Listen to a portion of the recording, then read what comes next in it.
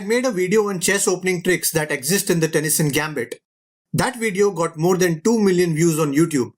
That was a short video, so I was not able to cover all the different lines and variations. I was recently going through all the comments and realized there were a lot of common questions. So in this video, I will go through the Tennyson Gambit in detail, and along the way, I will try to answer all your questions. Plus, I will also show you all the different opening moves, tricks, ideas and strategies that you can use to win more games. So stay tuned till the end and keep watching Chess Talk.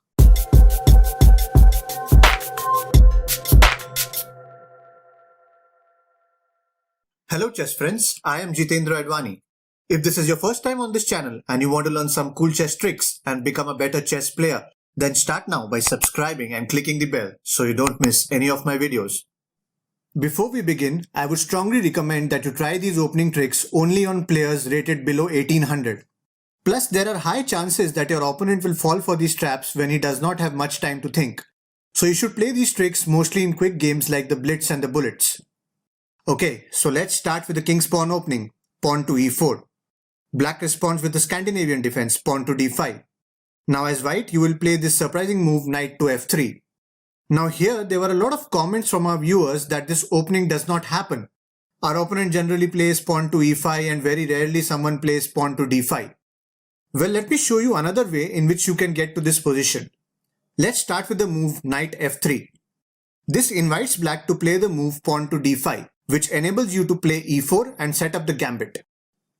From here, the most natural move from black would be to capture this pawn. And then, as you know, we will play knight g5 attacking this pawn. Now, if black tries to hang on to this pawn, then he has many options. He can play bishop to f5, or queen to d5, or even pawn to e5. I will show you tricks in all these lines, but first let's see the most common and sensible reply from black, that is knight to f6. To this, we will play pawn to d3. Black wants to get rid of this awkwardly placed pawn, so he captures and then we recapture with our bishop. In this position, I had shown you that black plays pawn to h6. There were some comments saying that this is a very bad move and this won't happen in real games. Well, I can guarantee you that you will see this in every second game. I will tell you why. Look, when I talk about less rated players, they get very uncomfortable seeing their opponent's pieces getting close to them, especially if it's a knight targeting their king side. So they try to kick off this knight immediately and hence they play the move pawn to h6. Anyone who hasn't seen this trap before has very high chances of falling for it. So from here we will play knight to f7, forking the queen and rook. The king is forced to capture, then we will play bishop to g6, check, and the queen is gone. So that was the first variation which I had also shown in my earlier video.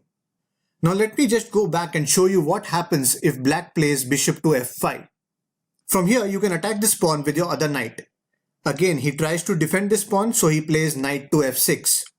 You will now attack the pawn for the third time by playing queen to e2. This will force black to play queen to d4 to support the pawn. If he plays this, then he's gone. Let me show you how. First, you will play queen b5 check, attacking the king, the bishop, and this pawn on b7. Black's response is pretty much forced. He will have to play bishop to d7. Now you can capture this b7 pawn. From here, I can guarantee you most of your opponents will play bishop to c6, assuming they are not only saving the rook but also attacking the queen. But to their surprise, you will play this beautiful move bishop to b5. Again, black is now forced to play queen to d7. The thinking behind this is to trade off queens and minimize the damage somehow. But your opponent will be shocked to see your next move, that is, bishop takes bishop. The most obvious response would be queen takes bishop, which looks to be quite a good move. But if you look at it carefully, you have a stunning move. Can you spot it? Yes, it is queen to c8. That's checkmate and it's game over. Now let me just go back and show you the third variation. What happens if black plays queen to d5? He's not only protecting the pawn but also attacking this knight. You should now play pawn to d3, protecting the knight with your bishop. Now if your opponent plays knight f6 or bishop f5, then you can simply play knight c3 attacking the queen, and after the queen moves, you can easily regain the pawn, and as you see, you are also ahead in development. So let's go back again. So that's why if black wants to retain any advantage, then he has to capture this pawn. Now once again, we are going to capture with the bishop. which looks very odd because you're giving away your g2 pawn. So the most natural move from black would be taking the pawn on g2. Your opponent won't realize, but he's actually falling for another trap, because after this you will play bishop to e4. The queen is trapped and has nowhere to go.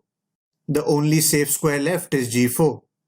But after queen captures queen and bishop captures queen, you can play bishop to g7 and the black rook is gone.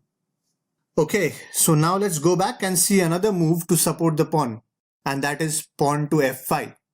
I would say this is the worst possible move, and you can take advantage of it by simply playing bishop to c4 and attacking the weakest square of f7. Here black is left with no options, so he will have to play knight h6 to support this square. After this, I would play pawn to d3.